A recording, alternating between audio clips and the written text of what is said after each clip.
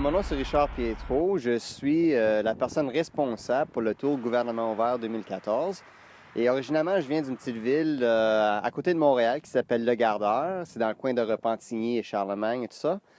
Mais ça fait 25 ans que j'habite à Toronto. Et pour les 2, 3 dernières années, j'étais un serveur à un petit restaurant. Ben, pas un petit restaurant, mais ça s'appelle Chalet Suisse. C'est comme le Saint-Hubert du reste du Canada.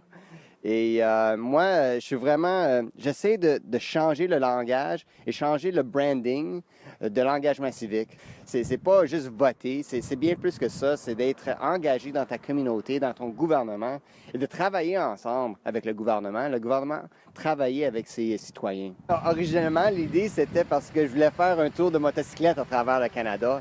Et en même temps, j'ai dit, ben, pourquoi pas, je fais deux choses dans une shot. Je vais faire mon tour en motocyclette pour explorer le Canada, mais en même temps, je vais en parler du gouvernement ouvert et introduire le gouvernement ouvert et les données ouvertes pour le monde qui ne connaît pas ça, parce qu'il y a bien du monde qui veulent juste besoin d'une une sortie. Ils veulent s'engager, mais c'est pas comment. Right? Alors, les événements, c'est pour introduire le sujet, c'est introduire les fonctionnaires, c'est introduire les technologiques, introduire le monde comme Jean-François Gauthier de IGN Numérique, qui est le champion de ville pour la ville de Québec, qui a fait une job super bonne, mais lui est vraiment engagé, puis il essaie d'engager le reste du monde. Alors, moi, tout ce que je veux faire, c'est d'aider les personnes comme Jean-François, aider les fonctionnaires qui essaient de changer la culture interne, puis aider le monde d'être plus inclus avec leur gouvernement. Le tour a commencé le 2 juillet à Toronto, mais j'ai fait 3 événements de pratique, juste pour être sûr qu'on teste toutes les choses, comme une application. Right? C'était mon alpha. Right? C'est juste interne, on essaie ça, puis on règle ça, puis on check ça. Puis après ça, j'ai fait ces 3-là. Toronto, Montréal, Halifax, Charlottetown, Moncton, maintenant la ville de Québec. Alors, on est à 9. Mon prochain événement, ça va être à Winnipeg, le 11 août. Puis j'ai tout l'ouest du Canada à faire. Une des choses que je dis tout le temps c'est la chose favorite pour moi pour le tour gouvernement ouvert. Les événements, le but, c'est d'introduire ça au monde qui ne connaît pas ça. Chaque événement que j'ai eu, sauf un, l'événement a couru au moins une demi-heure à 45 minutes, plus long que c'était supposé capable de faire. Alors, les événements, ils marchent, ils font les connexions entre, comme j'ai dit, les fonctionnaires, les technologistes et le public. Et ils veulent continuer à parler à ça, right? Ils sont engagés.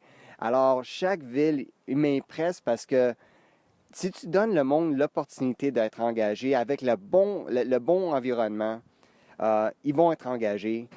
Moi, je suis tout le temps aussi impressionné par les champions de ville, parce que les champions de ville comme Jean-François, ils connaissent leur ville si bien que l'événement, c'est comme seamless. Je ne sais pas comment dire ça en français, je m'excuse, mais ils ont exactement les bons invités, ils ont la bonne locale. C'est juste la dynamique, c'est tellement meilleur quand les champions de ville connaissent ce qui se passe. C'est comme j'ai dit, Jean-François ici, il connaissait sa ville, il connaissait les citoyens, il connaissait le gouvernement. On avait le local le meilleur pour un engagement super bon avec les citoyens et les fonctionnaires.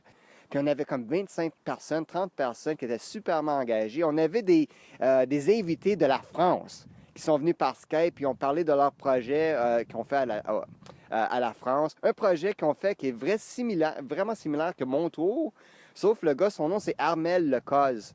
Et ce qu'il a fait, lui, c'est qu'il a fait du pouce à travers la France. Il a visité comme 100 villes ou quelque chose de même et en parlait avec toutes les maires et introduire à toutes les maires le gouvernement ouvert, les données ouvertes durant le temps d'une élection. Il restait avec les candidats durant les élections. Alors, ils restaient dans leur maison. Alors, c'était le fun de voir comme ma version française et faire des interviews avec lui. Alors, on n'est pas les seuls. C'est justement ça aussi, que le monde ne connaît pas le gouvernement ouvert.